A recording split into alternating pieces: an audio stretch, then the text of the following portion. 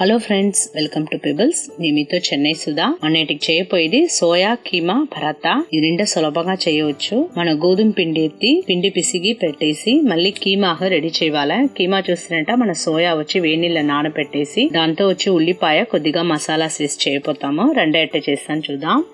ముందు పిండి 2 కప్పు ఎత్తుండాను. దానికి సరిపడిన ఉప్పు వేసుకోండి. నీళ్ళు కొద్దిగా చల్లి పిండి బాగా పెసరపెట్టేస్తాం. మనం రొట్టెగా పెసరేలాగా మనం పెసరేస్తాం. పిండిని బాగా కలిపొచ్చుకోండి. చూడండి, ఈ విధంగా బాగా పిండి మృదువుగా ఉండేలాగా మనం పెసరి పెట్టేసి ఇది ఒక 15 నిమిషం ఉండని మనం అందులోకి కీమా రెడీ చేసుకుంటాం. సరే, సోయా వచ్చేసి నేను నీళ్ళు పోసేసి ఒక 3 నిమిషాలు వచ్చి మన వేడి నీళ్ళ బాగా నానబెట్టి తెల్లపెట్టుకుంటాం. అప్పుడే వచ్చి మనకు సోయా వచ్చి బాగా మృదువుగా అవుతుంది.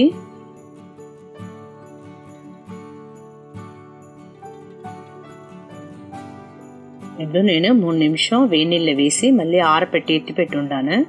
చూసారా ఎంత మృదువుగా ఉంటుంది సోయా. చూడండి, ఇది వచ్చి మనం ఇప్పుడు ఒక 2-3 సారి బాగా కడిగేసి శుభ్రంగా నీళ్ళు మొత్తం వడకట్టేసి బాగా డ్రై చేసుకుని మిక్సీలో కొట్టి ఎత్తి పెట్టుకుపోతాము. సరే, ఈ విధంగా పిండి ఎత్తి పెట్టుకోండి. మళ్ళీ దీన్ని మిక్సీలో వేసుకుంటా.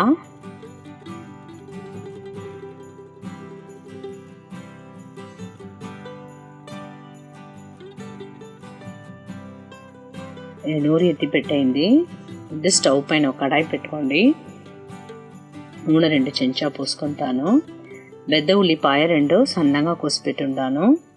నూనెలు వేసి వేయించండి. అది ముందు బాగా వేయించిన తర్వాత మనం అల్లం వెల్లుల్లి పేస్ట్ ఒక సగం చెంచా వేసుకుంటాం. ఇది కూడా బాగా పచ్చి వాసన పోయిన తర్వాత మనం మసాలా వేసుకుంటాం. ఇప్పుడు దీనికి సరిపడిన ఉప్పు వేసుకోండి. ఇప్పుడు మసాలాస్ యాడ్ చేస్తాం. కొద్దిగా పసుపు, ఒక 1/2 చెంచా ధనియాల పొడి, సగం చెంచా మిరప్పొడి, ఒక 1/2 చెంచా గరం మసాలా వేసుకోండి. ఇది పచ్చి వాసన పోయేదాకా మనం బాగా వేయించేస్తాం.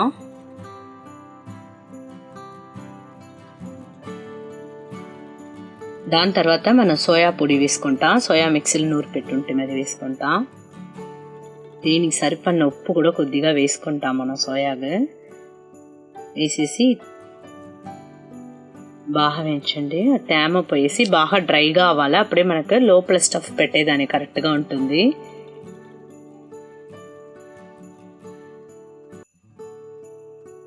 పిండి కూడా కరెక్ట్గా అయిపోయింది చూడండి.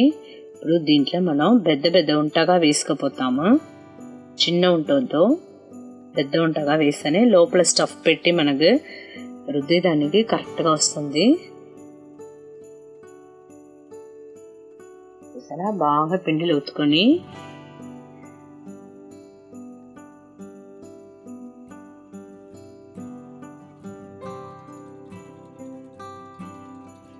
చేతులనే దాన్ని బాగా మన ఇది చేసుకుంటాం. ఇప్పుడు కుడుములు వచ్చి మనం ఎట్ట పూర్ణ పెట్టున్నామో ఆ విధంగా మన స్టఫ్ లోపల పెట్టేసి మళ్ళీ దాన్ని ఒక చిన్న ఉంటగా మనం చేసుకుంటాం. చూడండి, బాగా మూసుకోండి. స్టఫ్ లోపల పెట్టేసి దీన్ని ఒక ఉంటగా చేసుకుంటాం. ఈ విధంగా మనం ఆ 3 ఉంటని లోపల స్టఫ్ పెట్టి మనం రెడీ చేసుకుంటాం. మళ్ళీ దీని వచ్చి మనం రుద్దపోతాము రాయిలో పెట్టి. చూసారా, చేతులతో ముందు బాగా నొక్కి ఉడ్చుకోండి. మళ్ళీ లైట్గా రుద్దండి. ఇంత లోపల ఉండే స్టఫ్ వచ్చి బయట వచ్చేసిను. ఇంత సన్నగా రుద్దొద్దు, కొంచెం మీడియంగా ఉంటేనే చాలు.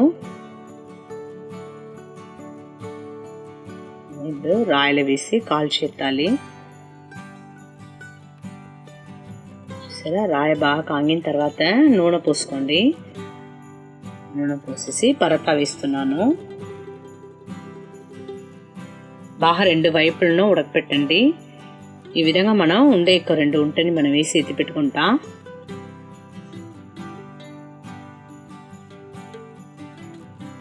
బాగా 2 వైపులను తిప్పివేయండి.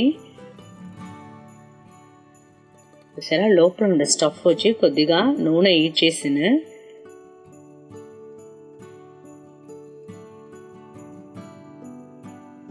అందుకే నూనె కూడా కొద్దిగా పోసుకోవచ్చు. రెండు వైపులను బాగా ఉడికిన తర్వాత మనం ఎత్తుకుంటాం.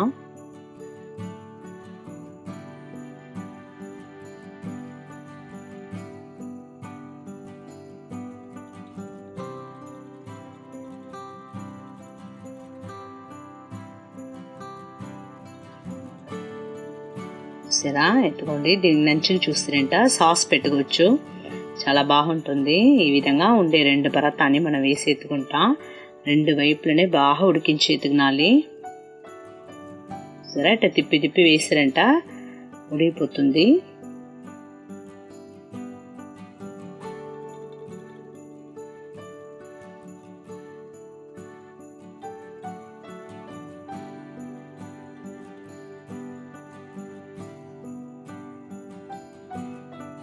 అంతేనండి, ఉడికిపోయింది. Soya keema paratha ready.